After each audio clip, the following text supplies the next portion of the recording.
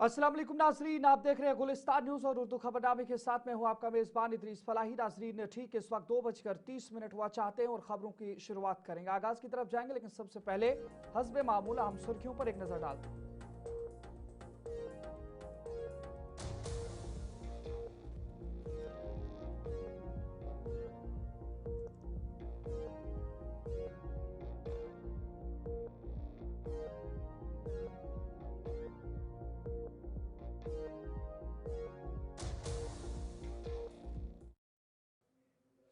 नजर आगे बढ़ जाएंगे और खबरों की तफसीलात की ओर चलेंगे और सबसे पहले आपको बताएंगे आरसपुरा का वो मामला जो गुत्थी अभी तक सुलझने को तैयार नहीं है, लेकिन पुलिस भी मुतहरिक है। लेकिन इस बारे में आपको बता दें, एक नया अपडेट इस हवाले से आया है।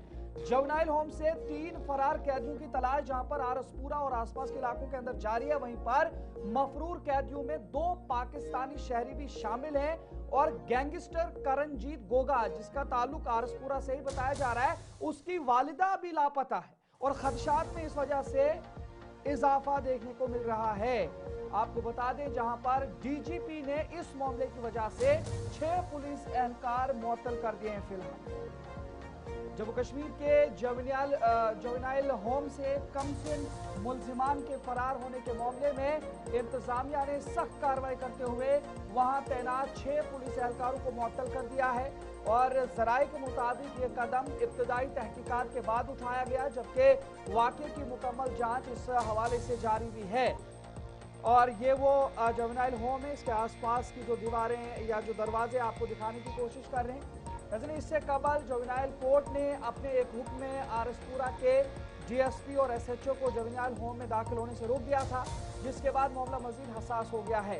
इधर इस सनसनीखेज वाकये के दौरान बदनामी जमाना गैंगस्टर करणजीत गोगा की वालिदा के अचानक लापता होने की इत्तला ने केस को नया रुख दे दिया है।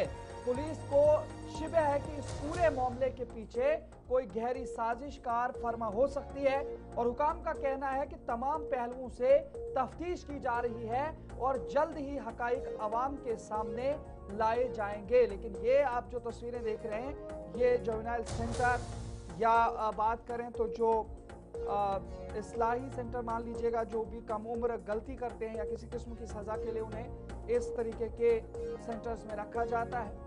लेकिन अब ये 3 तस्वीरें जो अलग अलग जो है जगहों से रहने वाले एक आरसपुरा का ही बताया जा रहा है, 2 का ताल्लुक पाकिस्तान से है। लेकिन वहीं पर अब इस पूरे मामले के हवाले से जब हम बात करेंगे तो पुलिस की तरफ से इस पूरे मामले पर इस वक्त तलाशी मुहिम भी तेज कर दी गई है।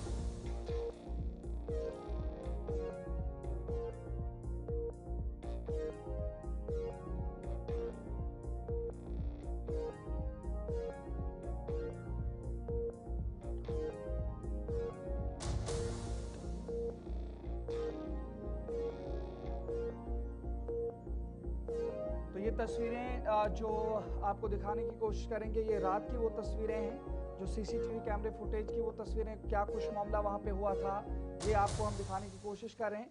लेकिन वहीं पर उसके बाद पुलिस की जानिब से बाकायदा तौर पर अब इस पूरे मामले के हवाले से तलाशी भी शुरू कर दी गई है।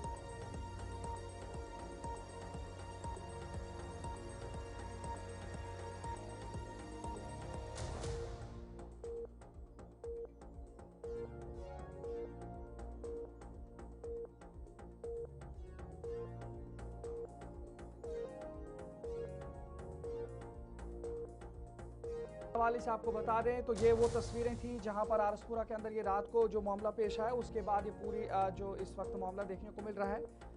अब इस पर पुलिस भी तलाशी कार्रवाई जारी रखे हुए, क्या कुछ जो अपडेट आएगा वो आप तक पहुंचाने की कोशिश करेंगे। वहीं पर आगे बढ़ जाएंगे।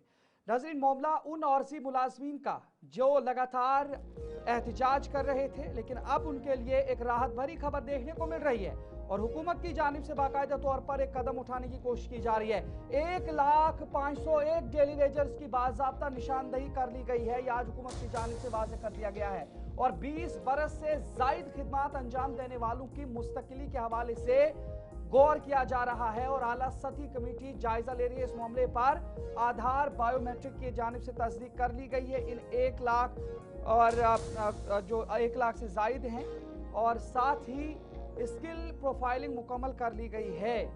हुकूमत ने इस हवाले से इंकिशाफ किया है कि मुख्तलिफ महकमों में मजमूई तौर पर 1,501 casual labourers, daily rated workers और दीगर जुमरों के मुलाजमीन की आधार पर मबनी बायोमेट्रिक तस्दीक और स्किल प्रोफाइलिंग मुकम्मल कर ली गई है।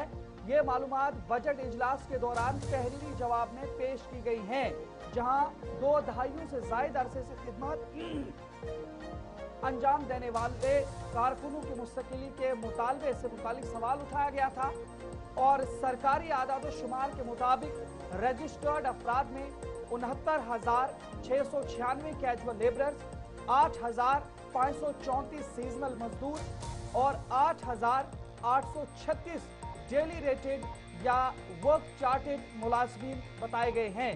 वहीं पर 3,092 part time workers, 156 CIC operators, महकमा FCS एंड CA में 5,757 NYC हमल ड्राइवर्स और 1,929 अस्पताल डेवलपमेंट फंड के तहत मुलाजमीन बताए गए हैं। वहीं पर 2,153 पार्ट टाइम स्वीपर्स और महकमा माल में 348 सेटलमेंट असिस्टेंट्स शामिल हैं। इलाकाई एतबार से 57,390 कारकुनान कश्मीर डिवीजन या कश्मीर सूबे से, जबकि 40,077 जम्मू डिवीजन से ताल्लुक रखते हैं। महकमों में सबसे ज्यादा तैनातियां PHE I&FC में बताए गए हैं, जिसमें कुल तादाद 38,585 और पावर डेवलपमेंट डिपार्टमेंट में 13,616, महकमा तालीम में 12,646, महकमा जंगलात में 8,317 और पब्लिक वर्क्स यानी R&B डिपार्टमेंट में 6,801 दर्ज किए गए हैं।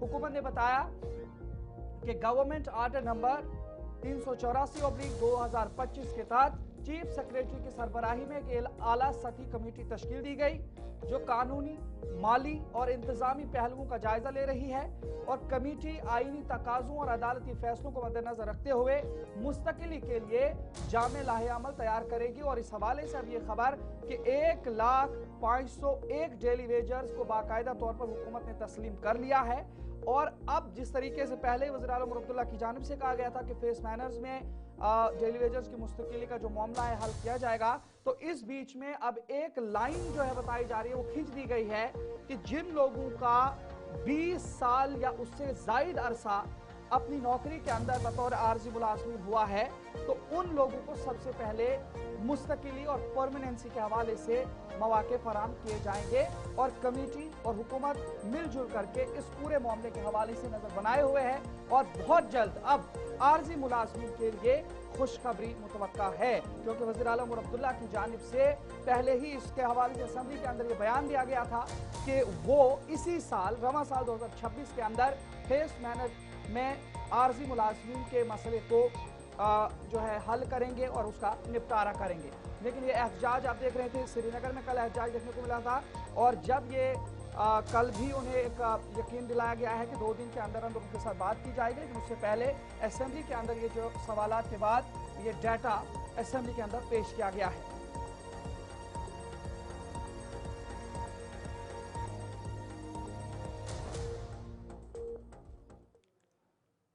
नजर आगे बढ़ जाएंगे तो मामला असेंबली के अंदर उस मामले के हवाले से भी आज हंगामा देखने को मिला कि जम्मू के अंदर 90% जमीनों पर यानी JDA की जमीनों पर कश्मीरियों का कब्जा है। ये MLA विक्रम सिंह रंधावा की जानिब से दावा किया गया था और आज इस हवाले से फिर असेंबली के अंदर हंगामा देखने को मिला है। बीजेपी रुकन के बयान पर असेंबली में यह हंगामा देखने को मिला है और एमएलए शेख खुर्शीद की जानिब से एहतजाज किया गया है। बाकायदा तौर पर असेंबली के अंदर खसरा नंबर 211 का प्ले कार्ड लहराया गया और 17.27 लाख कनाल सरकारी अराजी पर कब्जे के हवाले से वहां पे ये बताया गया है और 14.29 लाख कनाल जमीन वागुजार है, ये हुकूमत की जानिब से कहा गया है।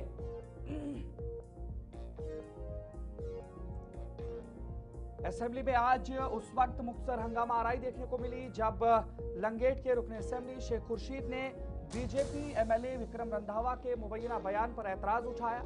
खुर्शीद अहमद ने ऐवान की तवज्जो इस बयान की जानिब मबजूल कराई जिसमें कश्मीरियों पर जम्मू डेवलपमेंट अथॉरिटी या जेडीए की जमीन पर कब्जे का इल्जाम आयद किया गया था और बाद में उन्होंने खसरा नंबर 211 का प्ले कार्ड असेंबली के अंदर लहराया और जिसे मंडल तहसील के चक गनशेव गांव में मुबैना तजावुजात से मुतालिक नोटिस का हवाला करार दिया गया और स्पीकर अब्दुर्रहीम राठौर ने अराकीन को सवालिया वक्फा या वक्फे सवालात मुतासिर न करने और नज़्म ज़ब्त बरकरार रखने की हिदायत दी गई, जिसके बाद कार्रवाई मामूल पर आ गई। लेकिन आपको बता दें जहां पर ऐवान को बताया गया कि जम्मू कश्मीर में मजमूई तौर पर 17,27,248 कनाल सरकारी अराजी पर कब्जा पाया गया है।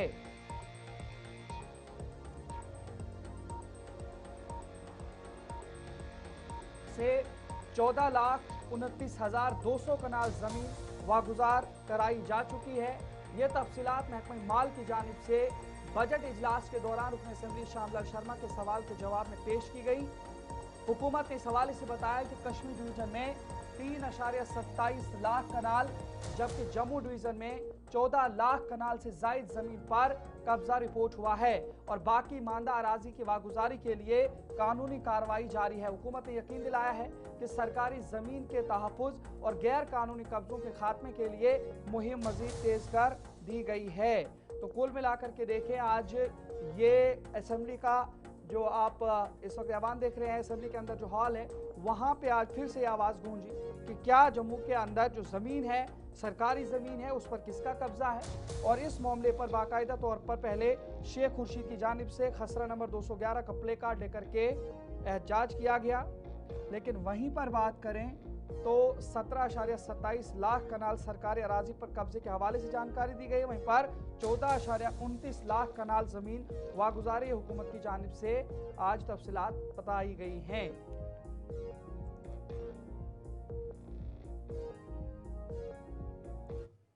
नज़र आगे बढ़ जाएंगे तो बात वज़ीर आला उमर अब्दुल्ला के एक बयान के हवाले से करेंगे। कल जिस तरीके से लेफ्टिनेंट गवर्नर इंतजामिया की जानिब से बाकायदा तौर पर सयाहती मकामात के बहाली के हवाले से जो है ऐलान किया गया था, लेकिन इधर वज़ीर आला उमर अब्दुल्ला ने मीडिया से बात करते हुए कहा कि सयाहती मकामात के खोले जाने के हवाले से दाखिला वज़ीर अमित शाह के साथ पहले मीटिंग के दौरान बात की गई थी, जिसके बाद दाखिला वजारत की जानिब से इस किस्म के फैसले के लिए इंतजामिया को डायरेक्शन दी गई। उन्होंने कहा कि रियासती दर्जे की बहाली समेत मुतअद्दिद मसाइल ज़ेर गौर हैं और उम्मीद है कि दाखिला वजारत इन मसाइल पर भी जल्द गौर करेगी। इधर उन्होंने रमजान मुबारक की आमद के हवाले से कहा कि वो इंतजामात के हवाले से एक खुसूसी मीटिंग लेने जा रहे हैं ताकि रमजान मुबारक में रोजेदारों को किसी किस्म की परेशानी का सामना न किया जाना चाहिए। हम में से कोई तब तक मुतमईन नहीं होगा जब तक हमें मिलता नहीं। अब चलिए प्रोसेस चल रहा है, प्रोसेस में वक्त ज़्यादा लगा। हम तो उम्मीद कर रहे थे कि अभी तक मिल गया होगा, नहीं मिला, लेकिन हमने उम्मीद छोड़ी नहीं है। लगातार इस चीज़ पे हम मरकज़ी हुकूमत के साथ बात कर रहे हैं और मैं यहाँ किनारे पे खड़े सुन रहा था, मंत्री जी ने कहा कि शायद जल्दी हम कोई खुशखबरी सुनेंगे। उस खुशखबरी के इंतज़ार में हमें 1.5 साल हो गए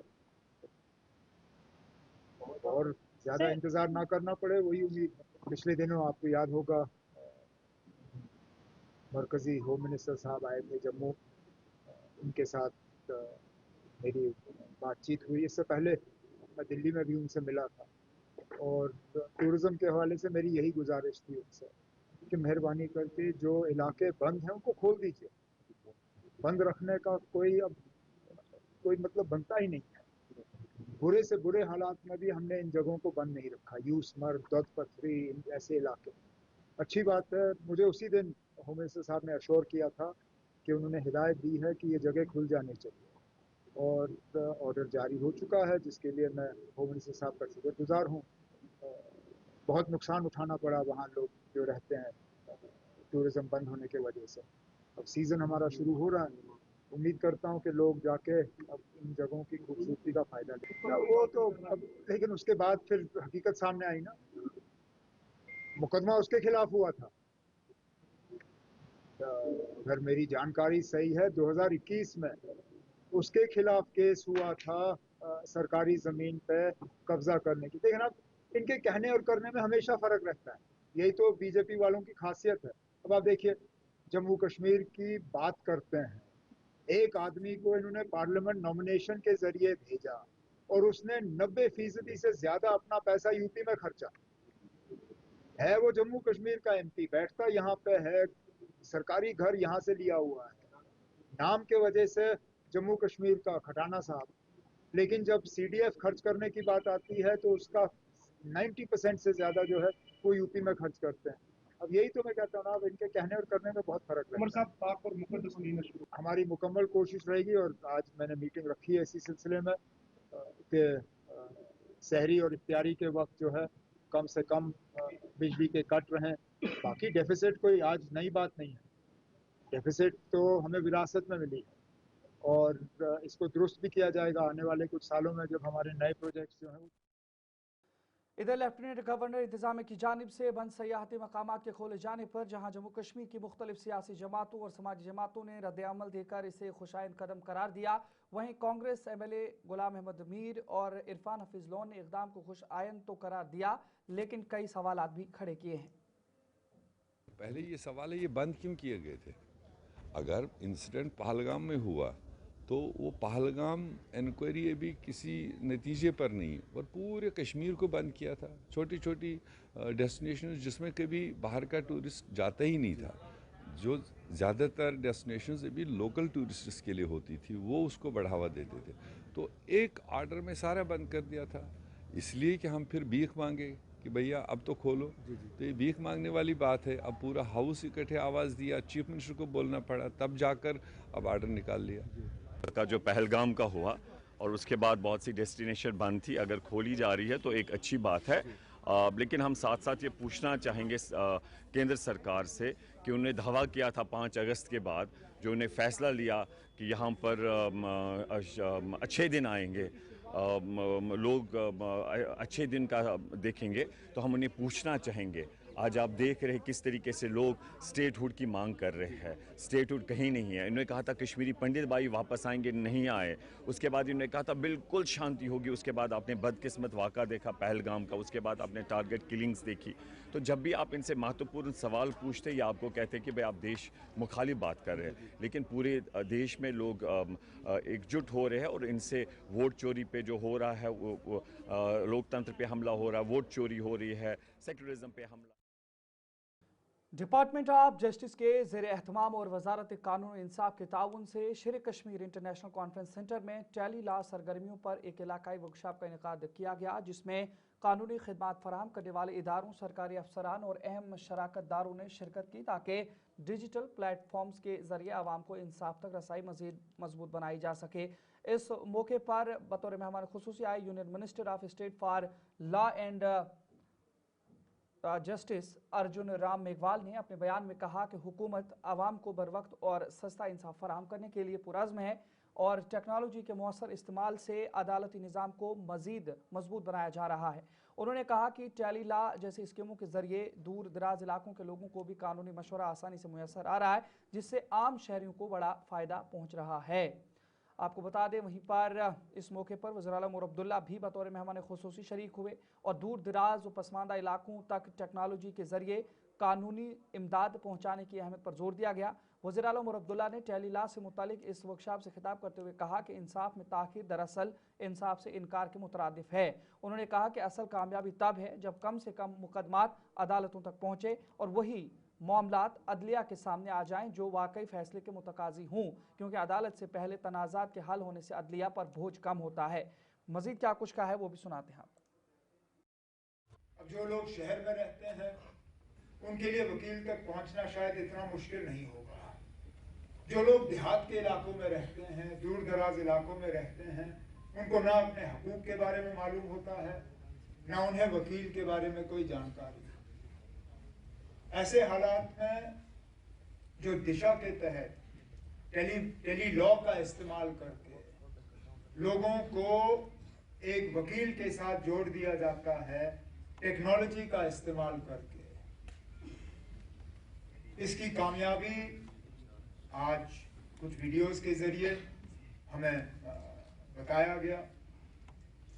अब अपने आप में ये वीडियोस देख के मुझे इस बात के इल्म है नहीं कि जम्मू कश्मीर में ये ठीक चल रहा है या नहीं चल रहा है, क्योंकि शुरू में तो 2 जिले थे, अब 20 जिले हैं, 4000 से ज़्यादा हमारे पंचायत जो हैं वो कवर हुए हैं, 7.5 लाख से ज़्यादा जो है एडवाइस दी गई।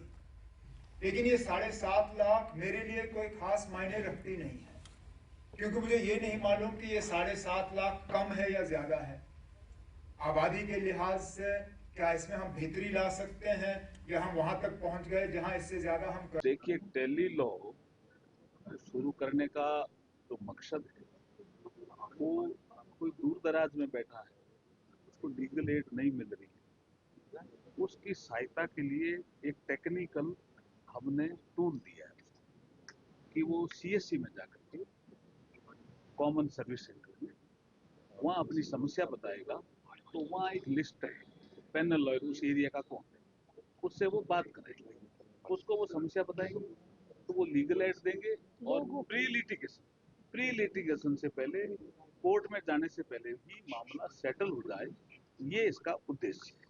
जो आपने दूसरी बात पेंडेंसी ज़्यादा है, बात सही कह रहे हैं आप कि सुप्रीम कोर्ट हो, हाई कोर्ट हो, और जो हमारे डिस्ट्रिक्ट कोर्ट है उनमें इनफ्लो भी बढ़ रहा है, केसेस सेटल भी हो रहे हैं, फिर भी पेंडेंसी है, और पेंडेंसी भी कई बार हम देख रहे हैं इंक्रीजिंग ट्रेंड पे है। उसको ठीक करने के लिए हमने 3-4 उपाय किए। एक उपाय किया हमने ADR का मतलब होता है अल्टरनेट डिस्प्यूट रिजोल्यूशन मैकेनिज्म। अब इसका ये टेलीलॉ तो एक प्री लिटिगेशन।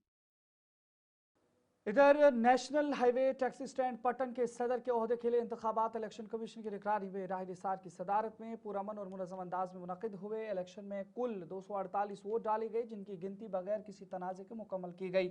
फयाज अहमद सूफी ने अपने मद मुकाबिल नज़ीर अहमद गोजरी को 15 वोटों के फ़र्क से शिकस्त देकर मुसलसल दूसरी मरतबा सदारत का ओहदा हासिल किया है। इंतखाबी अमल तहसीलदार पटन, नायब तहसीलदार पटन और SHO पटन की निगरानी में शफाफ और मुनसिफाना तरीके से अंजाम पाया। नताइज के ऐलान पर हामियों ने खुशी का इजहार किया, जबकि नव मुंतखब सदर ने अराकीन का शुक्रिया अदा करते हुए टैक्सी स्टैंड की फलाह व बहबूद और ड्राइवरों के मसाइल तरजीह बुनियादों पर हल करने का आज़म दोहराया। शुक्रगुजार हूँ इन सब लोगों का जिनने मुझे सपोर्ट किया, और तहसीलदार साहब का भी, और राही साहब का जिसने ये इलेक्शन करवाया, और सब लोगों का मैं शुक्रगुजार हूँ।